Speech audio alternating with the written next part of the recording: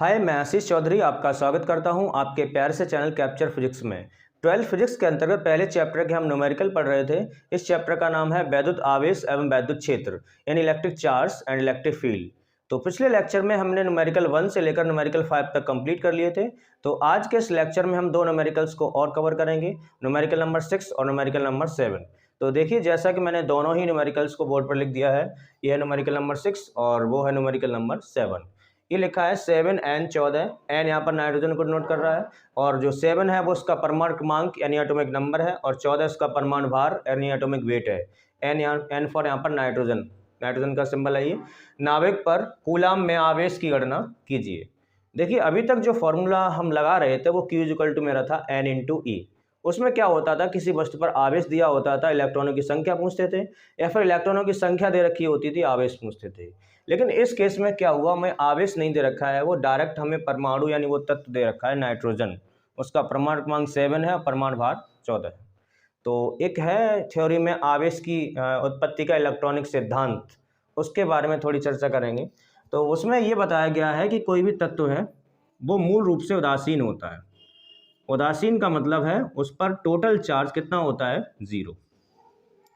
ये सपोज परमाणु है, परमाणु के ठीक मध्य में नाभिक होता है और नाभिक में होते हैं प्रोटॉन और न्यूट्रॉन, और इलेक्ट्रॉन नाभिक के चारों ओर ऑर्बिटल्स यानी कक्षाएं होती हैं, उनमें चक्कर लगा रहे होते हैं। इस तरह से होते हैं 2 इलेक्ट्रॉन, फिर 8, 18, 32, इस तरह से ऑर्बिटल्स बने होते हैं। तो प्रोटॉन पर चार्ज होता है पॉजिटिव, न्यूट्रॉन पर चार्ज होता है 0 और इलेक्ट्रॉन पर चार्ज होता है नेगेटिव। इसका मतलब ये हुआ कि जितने प्रोटॉन होते हैं उतने ही इलेक्ट्रॉन होते हैं, तभी तो प्लस माइनस टोटल कितना आना है यहाँ पर, 0। जैसे 15 प्रोटॉन हुए 15 इलेक्ट्रॉन, तो 15 प्लस 15 माइनस कितना आ जाना है, 0। ये आवेश की उत्पत्ति के इलेक्ट्रॉनिक सिद्धांत है। यानी परमाणु पर जो कुल आवेश होता है, जो परमाणु जो होता है वो मूल रूप से उदासीन होता है, यानी परमाणु के ऊपर कोई आवेश नहीं होता है, यानी उस पर जो टोटल चार्ज है वो 0 होता है। अब इसको देखिए यहाँ पर, और किसी तत्व का जो परमाणु क्रमांक होता है वो होती है उसमें प्रोटॉनों की संख्या और वही होती है उसमें इलेक्ट्रॉनों की संख्या। यानी 7 अगर इसका परमाणु क्रमांक है तो उसमें प्रोटॉन भी 7 होंगे और इलेक्ट्रॉन भी कितने होंगे, 7। और 14 इसका परमाणु भार है, तो न्यूट्रॉनों की संख्या अगर हम निकालेंगे तो परमाणु भार माइनस परमाणु क्रमांक यानी 14 माइनस 7 तो आ जाएगा मेरा 7। फिलहाल हम यहाँ पर निकाल लें, जैसे इसमें हमें क्या दे रखा है वो लिखेंगे, दिया है। देखो, इस केस में हमें दे रखा है जेड यानी ये बता रहा है परमाणु क्रमांक को। तो परमाणु क्रमांक का जो सिंबल है वो जनरली हम जेड से नोट करते हैं। यानी जेड यहाँ पर क्या है, परमाणु क्रमांक, और परमाणु क्रमांक इस केस में दे रखा है 7। ई होता है इलेक्ट्रॉन का चार्ज यानी एलिमेंट्री चार्ज, इसकी वैल्यू हम जानते हैं 1.6 और इंटू 10 टू पावर माइनस का 19 कूलम। क्या पूछा है, आवेश की गणना कीजिए। यानी आवेश यानी क्या होता है, क्यू, यानी Q equal to question mark. तो देखिए, जैसे हम लगाते हैं Q equal to N into e, उसी बेस पर अगर हमें Z यानी परमाणु क्रमांक पता है तो इस आवेश का फॉर्मूला बन जाता है मेरा Q equal to Z into E. Value put कर दीजिए, तो Q इक्वल टू Z की वैल्यू मुझे दे रखी है 7 मल्टीप्लाई ई की वैल्यू है 1.6 इंटू 10 टू पावर माइनस का 19। देखें यहाँ पर 1.6 का 7 से मल्टीप्लाई कर सकते हैं, तो Q इक्वल टू देखो 16 मान के 7 से मल्टीप्लाई कर देंगे, 16 सत्ते होते हैं 112 और मल्टीप्लाई यहाँ चल रहा है 10 टू पावर माइनस का 19। अब इस डेसिमल दशमलव को देख लीजिए, एक अंक बाद यानी दशमलव आ जाएगा यहाँ पर, यानी 11.2 इंटू 10 टू पावर माइनस 19। अब आवेश है तो आवेश का मात्रक क्या होगा, कूलम। आपकी जो आंसर सीट है एक्टिव की बुक में, जो चित्रा प्रकाशन की बुक है, उसमें आंसर ये दे रखा है। चाहे तो डेसिमल को हम यहाँ ला सकते हैं, तो प्लस यहाँ 1 जोड़ देंगे तो -18 हो जाएगा। फिलहाल बुक के अकॉर्डिंग आपका आंसर हो गया ये। तो यानी उस नाभिक पर जो आवेश है वो कितना मेरा 11.2 गुणा 10⁻19 कूलम। नंबर 7 आपके सामने है, ये लिखा है 2 प्रोटोनों के बीच की दूरी 4.0 यानी वो 4 ही लिखा है गुणा 10⁻15 मीटर है। इनके मध्य लगने वाले बल का परिमाण एवं प्रकृति की गणना कीजिए। अब यहाँ से हम कह सकते हैं जो गैर है मेरा वो चेंज हो गया। गैर चेंज होने से मतलब ये है कि फॉर्मूला दूसरा लगेगा। यहाँ से देखें, यहाँ पर 2 प्रोटोनों के बीच की दूरी दे रखी है, उनके बीच लगने वाले बल का मान पूछा है, उसकी प्रकृति पूछी है। तो थ्योरी में हमने पढ़ा है कूलाम का नियम। कूलाम का नियम हमें ये बताता है कि 2 आवेश अगर कुछ दूरी पर रखे हैं, उनके मध्य कितना बल लगेगा, यानी बल का जो मैग्नीट्यूड है, बल का जो परिमाण है, वो कितना होता है, वो हमें कहाँ से पता चलता है, कूलाम के नियम से। वही यहाँ पर लगेगा। देखें कैसे, दो प्रोटॉन है, सपोज एक प्रोटॉन ये है और दूसरा प्रोटॉन ये है। अब हम जानते हैं प्रोटॉन पर जो चार्ज होता है वो होता है धनात्मक, यानी प्रोटॉन जो होता है वो धनात्मक प्रकृति का होता है। और दो प्रोटॉनों के बीच की दूरी कितनी दे रखी है, 4.0 गुणा 10⁻15। बीच की दूरी को हम मानते हैं r। तो r की वैल्यू मुझे दे रखी है 4.0, यानी 4 है वो, 10⁻15 मीटर।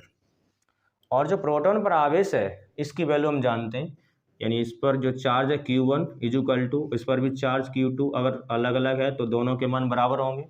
देखो इस पर चार्ज मान लिया पहले पर Q1, इस पर चार्ज क्या मान लिया Q2। अब दोनों ही प्रोटॉन है तो दोनों पर आवेश के मान बराबर होंगे। प्रोटॉन पर जो आवेश होता है वो इलेक्ट्रॉन के आवेश के बराबर ही होता है, ये थ्योरी में हमने अच्छे से पढ़ा था। तो इसकी वैल्यू होती है 1.6 और इंटू 10⁻⁻19 कूलम। दूरी दे रखी है, क्या पूछा है, बल। अब दो आवेशों के बीच लगने वाले बल का मान बताइए और बताइए प्रकृति। प्रकृति का यानी बल की जो प्रकृति होती है वो दो तरह से होती है, एक आकर्षण और दूसरा क्या होता है, प्रतिकर्षण।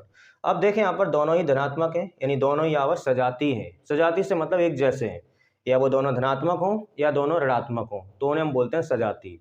जब दोनों सजाती हैं तो उनके मध्य बल की जो प्रकृति होगी वो कैसी होगी, प्रतिकर्षण की। यानी दोनों बल यानी दोनों आवेश एक दूसरे को प्रतिकर्षित करेंगे। अब कितने बल से प्रतिकर्षित करेंगे ये पता चलेगा हमें कूलाम के नियम से।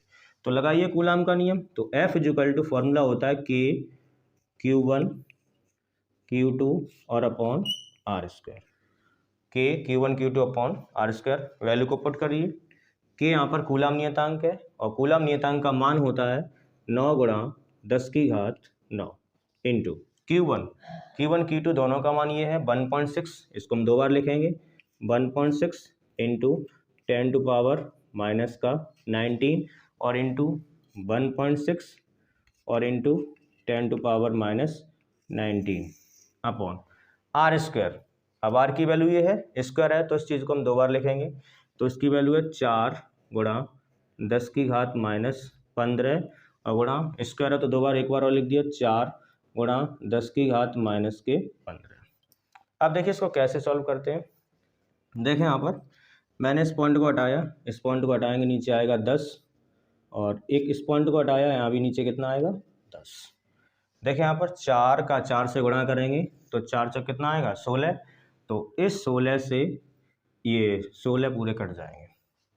अब देखो यहाँ केवल 16 बचा है और यहाँ बचा है 9, तो 16 का जब 9 से गुणा करेंगे तो 16 निम्न कितने होते हैं 144। अब घातें देख लीजिए, पावर्स देख लीजिए, -15 -15 15 15 कितने हो गए 30 और ये दो प्लस के हैं, कुछ नहीं तो यहाँ पावर 1 होगी, यहाँ पावर कितनी होगी 1, तो 30 माइनस के 2 प्लस के हैं, तो नीचे हर में घातें घट जाएंगी। तो 30 में से 2 घटाओगे तो माइनस के 28 बचेंगे, -28 ऊपर लेके आओगे प्लस के हो जाएंगे 28 और 9 8 9 17, यानी 28 9 कितने हो जाएंगे 37, यानी ये माइनस के 28 इस 9 से ऊपर जाके प्लस के बन के जुड़ जाएंगे, यानी ये हो जाएगा यहाँ पर 10⁻37 इंटू। अब देखें यहाँ पर 19 और 19 ये माइनस के तो ये इससे जुड़ जाएगा और यहाँ हो जाएगा 10⁻38। अब देखें आधार एक जैसे हो तो गुणा में घातें जुड़ जाएंगी, 37 में 38 -38 जब जोड़ोगे तो घट जाएगा, यानी यहाँ आ जाएगा मेरा F इजुकल टू 144 गुणा 10⁻37 में से 1 घटाओगे 38 घटाओगे 38 में 37 तो -1 बचेगा। अब -1 का मतलब है 1/10, यानी इसको हम लिख सकते हैं 144 और डिवाइड बाई 10। जब 10 का भाग दो तो ये दशमलव यहाँ आ जाएगा एक अंक के बाद, तो यानी यह आ जाएगा मेरा 14.4। अब बल है तो बल का मात्रक क्या होगा न्यूटन, यहाँ n न्यूटन को डिनोट कर रहा है।